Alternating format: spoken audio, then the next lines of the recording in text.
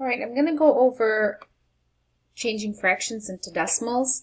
I know a lot of some of the fractions that we do, we can just do mentally, but as our numbers get bigger and more complex, we should know how to do that. So, for example, negative 3 over 8. When you have a negative fraction, let's hold off on the negative right now. Okay, we know when we have a positive and a negative, when it comes down to fractions, our answer is going to be negative. So, you take your denominator, and that is going to be your divisor. The divisor is at the door, and you divide by your numerator. Well, 8 can't go into 3, so right then we're going to change our 3 into a decimal, and we'll add our 0 and see how far we go. 8 can't go into 3, but 8 can go into 30. 8 can go into 30 3 times. That gives us 24. We subtract, we get 6. Now we're going to add another 0 and bring it down. 8 goes into 60 7 times. 7 times 8 is 56. We subtract, we get a 4. We can add another 0. Now 8 goes into 40 5 times. And we're at 0. Once we get to 0, that tells me that this is a terminating decimal.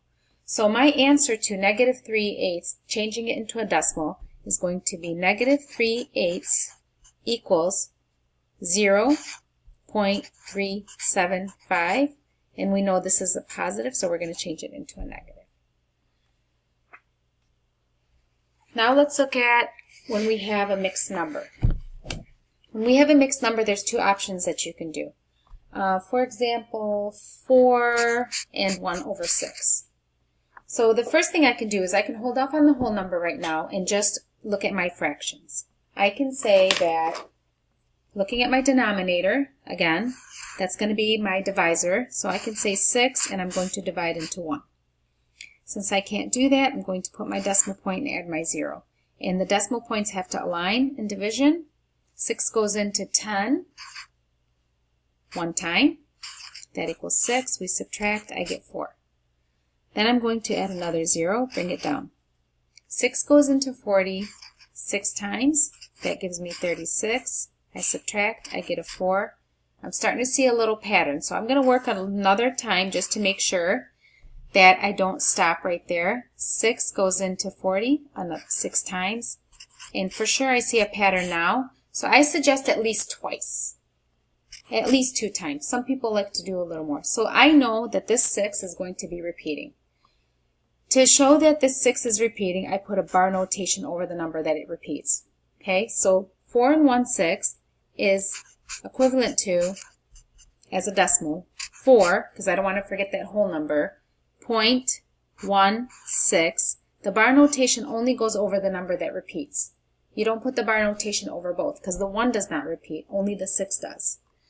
So let me show you another way that you can do this if you're worried that you're going to forget that whole number. So we can change this mixed number into an improper fraction, and then we can divide, just like we've been doing. So 4 and 1/6, so 6 times 4 is 24, plus 1 is 25. That gives me 25 over 6.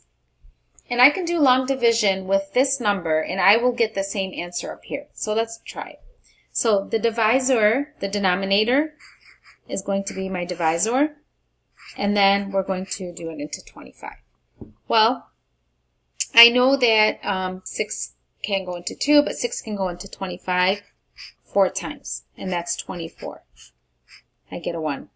Now, before I add this 0, if you can see already the pattern, I'm going to make this decimal. Here's a decimal. I add a 0, bring it down. 4 goes into 10 one time. You can see the pattern. And that's 6. Subtract. Bring down the 0. And then 6 goes into 40 6 times.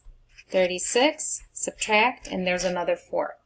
So as you see, I'm starting to notice the pattern that it's going to start repeating. I can see that it's going to start repeating. So I'm going to stop right there. I'm going to put my bar notation on top, over the 6, so 4 and 1/6 is equivalent to 4.16 repeating. So both ways, we were able to get the same answer. Whether you do only the fraction portion, or if you do it as an improper fraction and solve, you get the same answer.